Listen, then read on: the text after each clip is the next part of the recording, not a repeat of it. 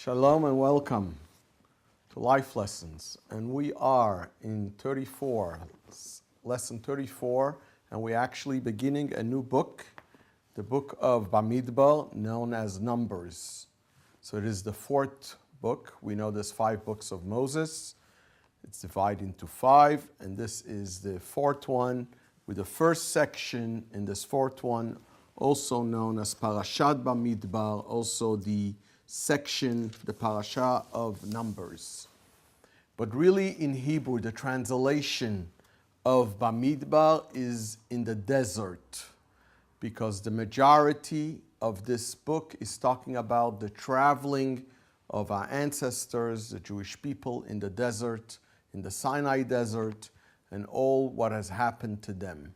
As we know already from the previous sections, that after the sin of the golden calf, God has decided that they will stay in the desert for another 38 years, totaling 40 years in the desert. So the generation that came out of Egypt will pass on in the desert, and it will be their children that we believe that they were, and we know that they were great believers, believed in God. They're the one that will come in. The previous generation, a little bit of complaining, not always such great believers, doubting, as is discussed in many other places. So therefore, the lucky ones were their children to go into the land of Israel. So from one point of view, the Bamidbar represents the idea of the desert, the life in the desert. But we also know that in the secular, they call it Numbers, especially this section here of this parasha, of this section that talks about census. And there's quite a few of them that we see that they're being counted.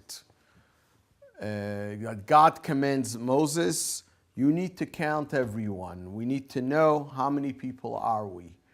And that's an interesting commandment coming from God himself, that we would wonder, why would God need to know how many people are there? Doesn't he know? If he is God, he should know exactly how many people are they. So as we're soon going to see. But first I want to talk a little bit about the idea of the desert. That is a very important lesson to take out from it. And that is that we see that Mount Sinai, where the Torah was given, was in a desert. And our sages tell us that the idea of a desert is that this is no man's land. So nobody claims they own it, it's theirs, and has a meaning to it that we should know that the Torah belongs to each one of us. Nobody could come and say, it's not mine, it belongs to somebody else. It's an inheritance, and it belongs to each one of us. So we could all claim the same as you would find something in no man's land, so then rightfully it belongs to you. That was the idea that it was given on Mount Sinai, where it didn't belong to anyone. No Egypt could claim for it, or any other country could claim it's theirs. This was what we call an ownerness, no owner in that land, and that's where God gave the Torah. So that's one important lesson to take out. So when it comes to studying, it's our thing, and nobody could tell us, don't study this, you don't have to know everything. No, if God gave us a capability, and that's the whole idea, he gave us understanding, and the purpose of understanding is that we should be able to use that knowledge to get close to him, to find out about him, and to be excited about God and his commandments. Because normally speaking, the question is always being asked.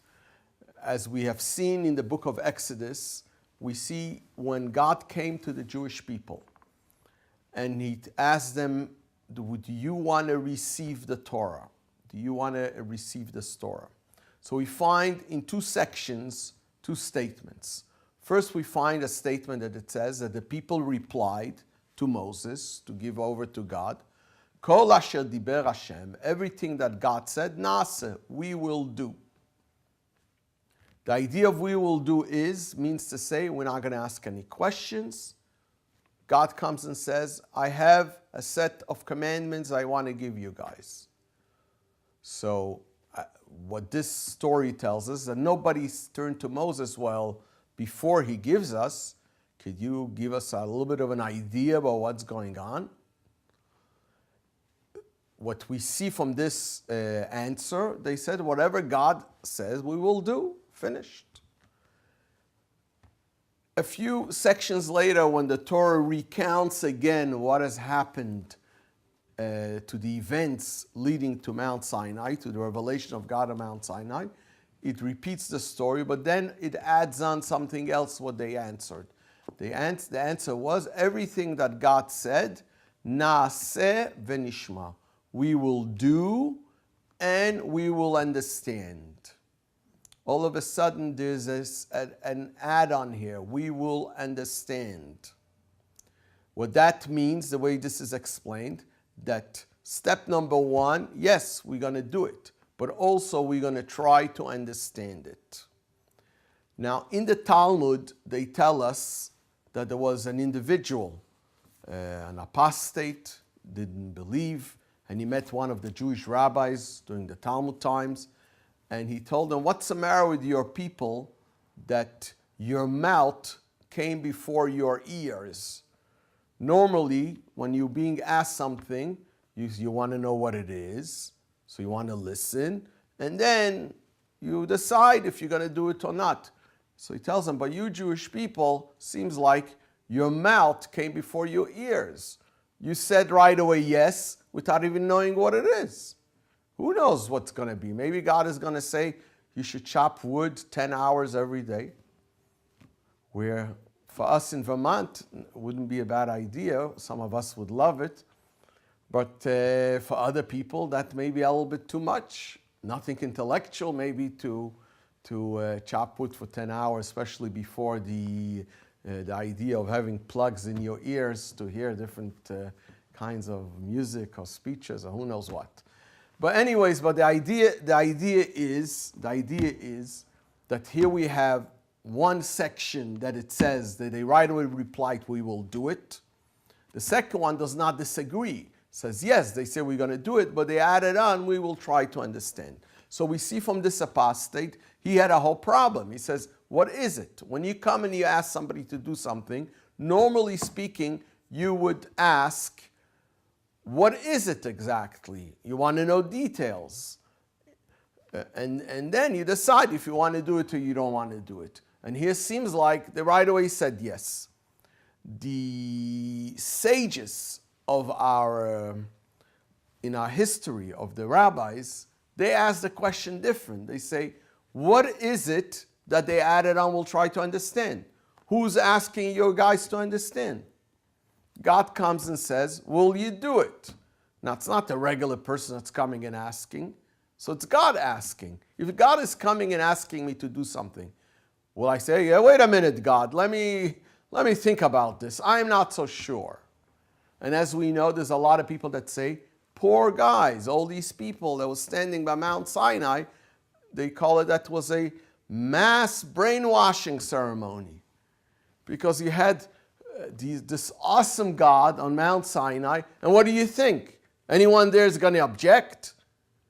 They had no choice. So they were all coerced to observe, to do the commandment.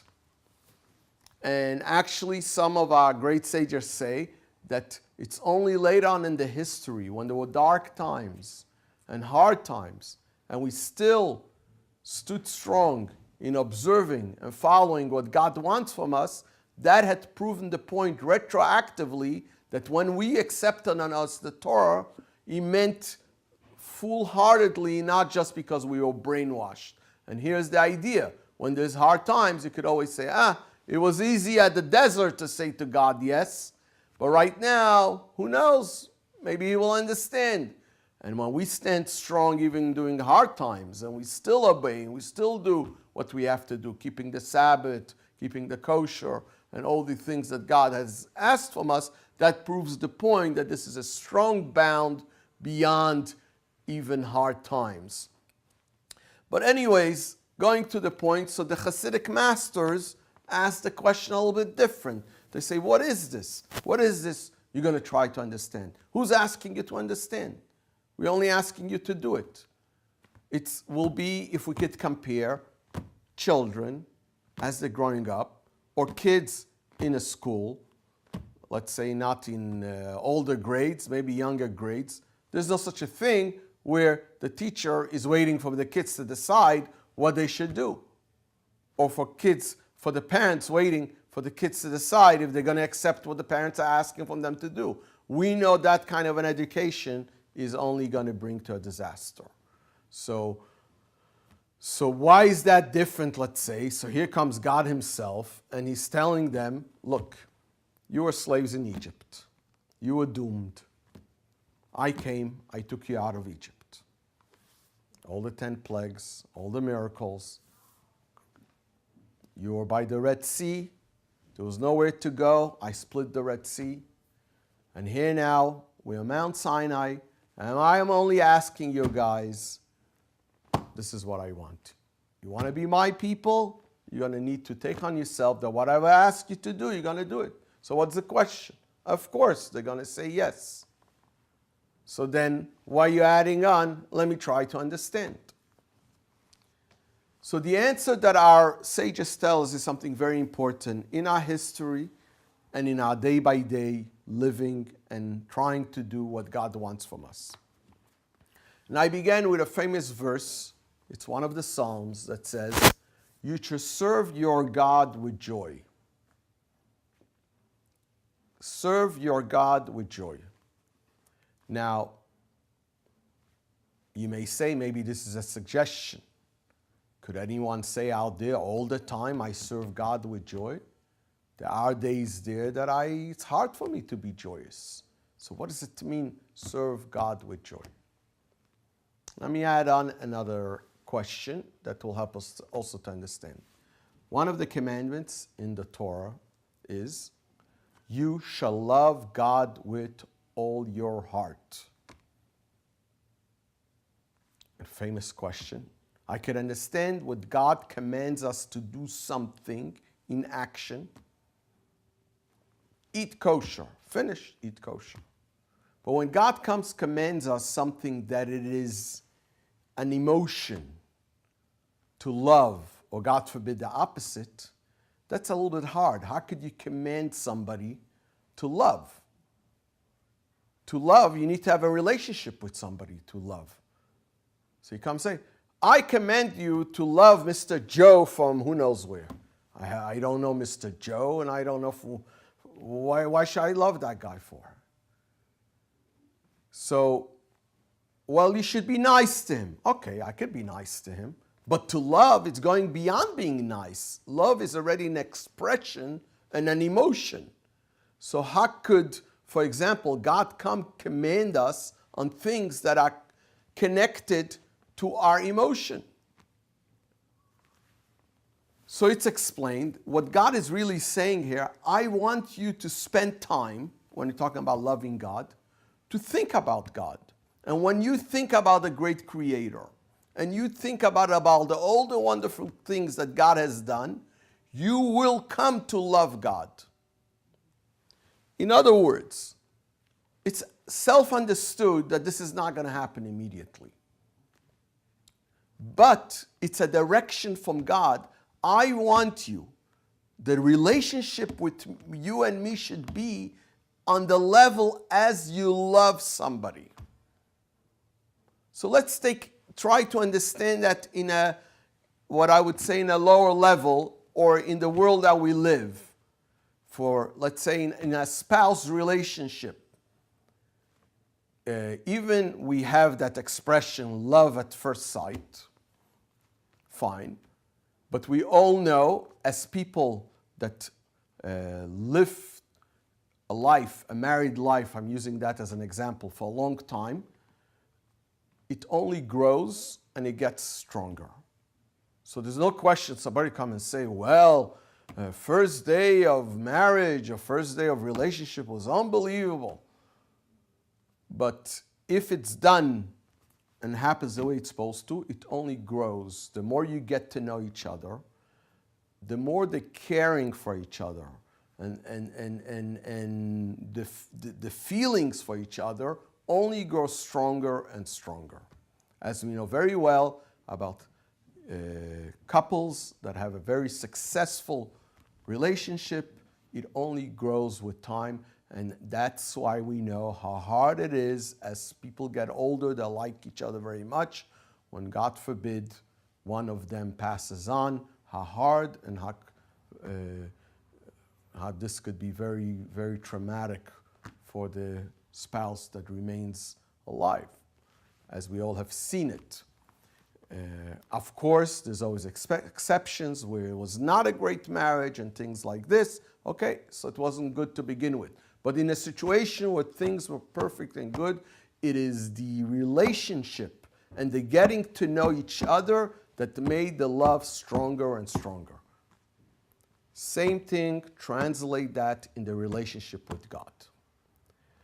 We know for ourselves how many times, without even thinking, and things go wrong, and we don't even think about it, we will have an, oh my God. Says, what do you want from God? And some of us will even express anger or upset, where I find it very interesting. If you claim that you're not such a great believer, why are you getting angry with God? So it must be that deep down you are a little bit religious. So to begin with, when somebody gets upset with God, number one is the greatest proof that deep down they believe. Okay, we took care of that, but then comes demands from the person.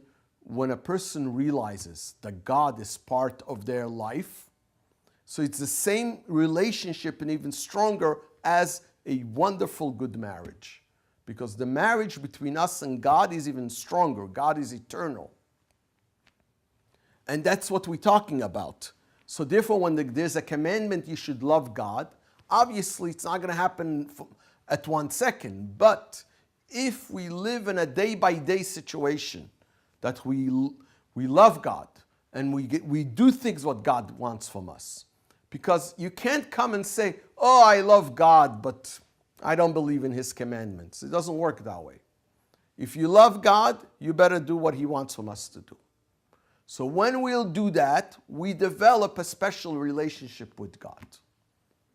So that is the idea, to love God. Now, when God came and said, I want you to follow, to do what I want you, the commandments, God asked us another point. He says, I don't want you to feel you kind of stuck. I want you to be excited about this relationship. So shouldn't be just a relationship where the person realizes there is a super being, and I recognize there's a super being, and because I recognize that there's a super being, I tremble from this super being, and therefore I'm afraid of this super being, and therefore I'm just doing it because I got no choice. Let's say a kid that is still trying to mature and is figuring out when is the time to rebel. However, I'm afraid to rebel because what's going to be to me? I got no money. I got no this. How could I run away from home? Because I don't know how I'm going to be surviving. We should know about these kinds of thinkings, but they do exist out there. That kind of a relationship is with a person kind of, the child, and I'm talking about even a 15-year-old, 16-year-old, feels they're stuck in a situation and they don't know how to get out of it. Unfortunately, sometimes could be even in the relationship with God, where a person thinks to themselves, what can I do? This is what it is. Well, there is a God, but to say I'm happy every minute about it, not necessarily. And therefore, and I think sometimes maybe, God forbid, God had done something wrong to me. However, God comes and says, I want you to be in that situation like almost an equal partner. How? Utilize the gift that I gave you, emotions and intellect. Learn, find out, study. And then the more we study, the more we learn, that has an effect in our emotions that we should really be excited about what we are doing. So in simple things like Well, God said I should give charity. I got no choice. I'm going to give charity. So somebody asks you, okay, you're going to take out $1 from your pocket and give it. Fine. No question. You help the individual. But God wants you to go the extra mile. Do it with joy. Do it. You're excited. And all of a sudden, a smile to a poor person is also a good thing to do and helps out the other individual. And many other things in relationship of husband and wife, relationship parents and children, teachers and kids. And what we find in workplace all the time, it's not just because it's like almost a lot of times how people feel I'm there because I have to bring income home. So what should I do? I'm stuck in that job and I have no other choice. I can't wait. Really, really, I even wish my boss fires me. I'm so not happy there. So when a person realizes that everything is divine providence and they're in a certain situation because that's the way God wants, so of course things could change, but utilize every minute where you find your situation with happiness and joy. That helps.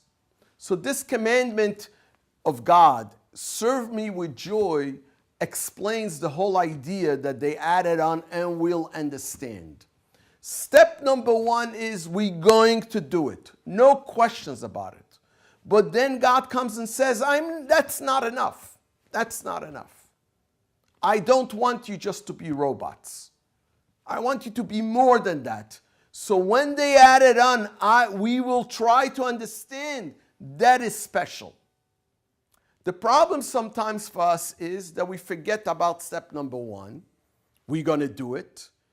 And we answer, yes, we'll try to understand. Wait a second. You'll try to understand after you're doing it. And this is what's important here. So this is what happened when the Torah was given. Now, this is what happens here when we come here, to this Parshat here, to this section here. What is it talking about? It's talking about how God was counting them. And this is a census. What's the idea of a census? The question was asked before. God knows anyway everyone's number, so why you have to do that? I'll give a little bit of an example that'll help us to understand. The head of the Chabad movement, Rabbi Schneerson, he was the leader of the Chabad movement for many, many years, had a custom that on Sundays he will stand in front of his room and many, many people will pass by and he would give them $1 for charity. The idea was to encourage everyone to give charity. So by him giving them $1, or they're going to exchange it, or they're going to add on to it, but that was the idea. And that went on for quite a lot, many years, known as the dollar ceremony in Brooklyn, New York, 770 Eastern Parkway. So one of the times, and sometimes it was long, long lines, it says one of the times it was one of the ladies that was standing in line. She comes to the Rabbi and she sees how, with excitement, he gives everyone, he gives to her. So she stops and says, Rabbi, I have a question. Says, I am standing for an hour or two in line and I'm already tired. And you standing there for a few hours like this and giving back and forth, and it doesn't look like you got tired. So he looked on her with a smile and he said, when you count diamonds, you don't get tired. And that means in a deeper sense, how we're supposed to look on each one of us. We're supposed to look on each one of us that we are a diamond. But sometimes we don't know, or it's covered. I would say sometimes the diamond in us, that this is the soul of God that resides in each one of us, is covered with dust. It's not that it's not there, it's there. It needs to be counted. The idea of counting is to reveal what exists. A person knows how much money he has, but it brings him, I would say, a little bit of joy when he checks his bank account from time to time, says, what are you checking? Don't you know? there's something there. I know what it is, but somehow when you look again, it reveals to the person how much they have, for whatever reason it may be. In other words, sometimes when you count something, it's to bring out the point. Okay? Here, in a deeper sense, this is what God is trying to send us a message about the special relationship that exists over here, that we need to serve Him. And that is because in each one of us, there's a spark that this is the soul that came from God. However, as mentioned, it may be concealed, and therefore, it needs to be counted. That's the idea of the senses. The idea of the senses is to reveal what's hidden. I think in English there is that expression, stand up and be counted. You know, you're making a statement. We know you exist. So there is, in the relationship with God, there's two important things. One, where the individual counts, and then how he is part of the community. And they're both very important. We are part of the community, and therefore we do things together many times, synagogue services. However, there's something very important, and that is the individual, how the individual counts. So we don't come and say, God comes and says, okay, congregation, come here. All of a sudden there's a census. And when there's a census, it's to tell that every individual stands up and is counted. For what reason? To bring out the soul that's in them, that it is hidden and concealed. And that is the idea about what's going on over here. And that lesson that God did at the desert is a continuous thing. We are told everything that God has done is continuous. It's not something that happened a few thousand years ago. So in a deeper sense, when it says over here, He counts them all the time, we may be not hearing it, but that's what it means. Every day and every minute, God is counting us. And He says, rise and shine. So may God help us that we should rise and shine and do what God wants from us. And that will help that this world should be a beautiful world. Thank you.